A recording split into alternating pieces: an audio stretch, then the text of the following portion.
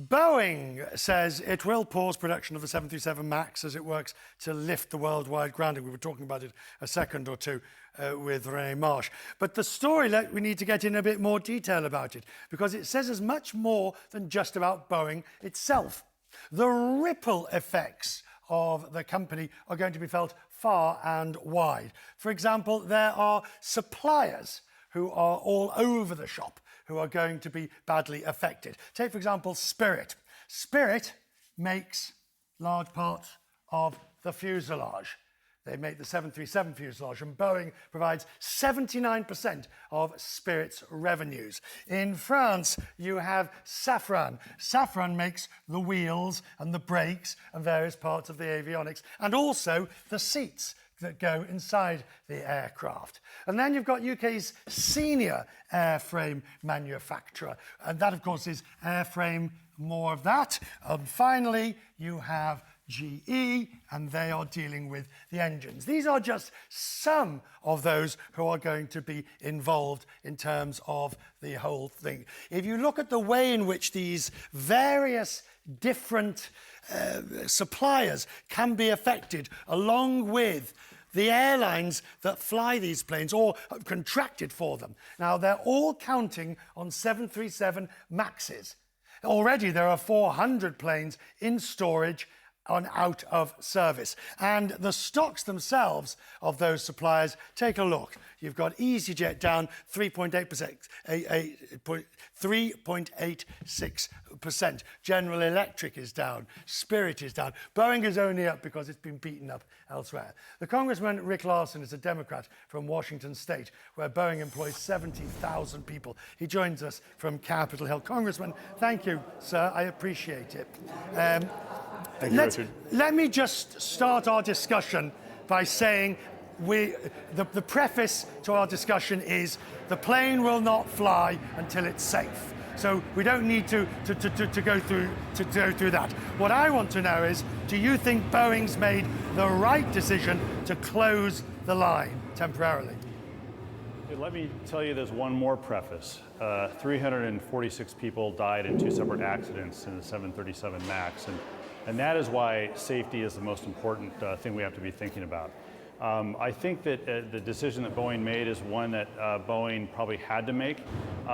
As you noted, 400 plus airplanes have been built, and they are sitting on taxiways and airfields around the country right now, around the United States, and they're running out of places to put them. As well, there's no money coming in because they're not selling these airplanes, and so I think they probably felt they were in a position to have to make this decision. And it is a real body blow for the workers at Boeing and for our region in the Pacific Northwest. So, from your understanding, I mean, the FAA is now looking at the software patch has been done, but the FAA is now looking at the human factor of can ordinary, everyday, even obviously average pilots fly this. Do you see an ungrounding in the near future? Well, I don't get into the prediction game on the return to service or the ungrounding decision.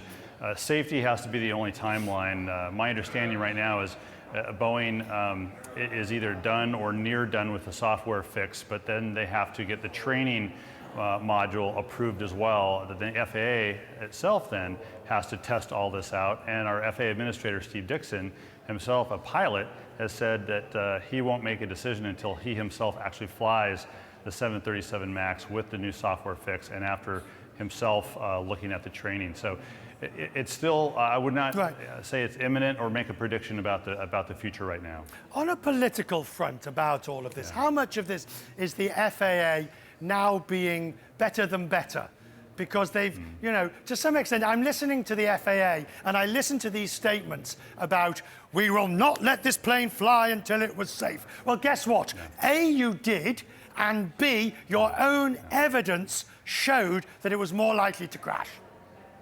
Yeah, I'm on the House Committee on Transportation and Infrastructure. I'm the chair of the Aviation Subcommittee, and we opened our own investigation on Capitol Hill in March of this year and have been digging through thousands of documents from Boeing and thousands of documents from the FAA and finding the information that you yourself are just paraphrasing.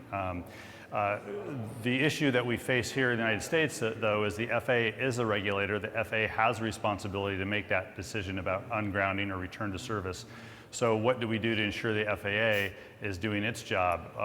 It's one reason why we established an independent, over-the-shoulder looking group, the Technical Advisory Board, to look at the FAA's work and to check off on the FAA's work. And I read that report, and it was an interesting report, but the thing that struck me about it, that report, was that there is a now breakdown of trust between global regulators. Now, as you know, sir, in the past, the JAA in Europe or EASA in Europe would certify, the FAA would accept, and vice versa. That's not going to be the case with the recertification. So how far can you go?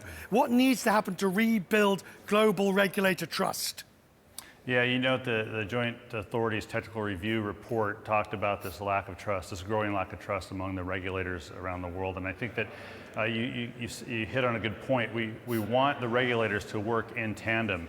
In this case, on the 737 MAX, they may be working in parallel, but not necessarily holding hands moving forward, but perhaps working in parallel. Right. But the FAA is working very hard with the Canadians, the Brazilians, and the Europeans, and the Japanese, and the Chinese, and everybody else to try to line up the return to service decision as closely as possible. But the FAA will make its own decision as well.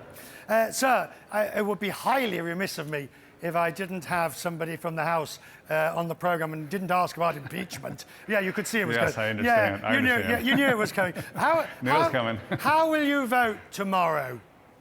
I came out for impeachment in July of this year, and I'll be supporting the two impeachment articles on abuse of power and obstruction of Congress. I think they're justified. I think the facts bear that out, and so I'll be voting yes on the two articles of impeachment. And to the viewers watching around the world who would say, well, this is all fair enough, but the reality is he ain't going to be removed from office, so how much of this is pure politics? I think to the viewers around the world, I would hope that you would understand that we take an oath of office to the Constitution, and this is not a political decision for most of us. It's certainly not for me. It's about what I think the Constitution requires me to do in this case. I don't know that most viewers around the world will want to understand that, but that's how I view it as one member Congress. And most members of Congress see it that way as well. So let's talk Boeing again in the future on more and happier circumstances. It's good to have you, sir. Have a good, happy holidays to you. Thank you, Richard. Happy holidays.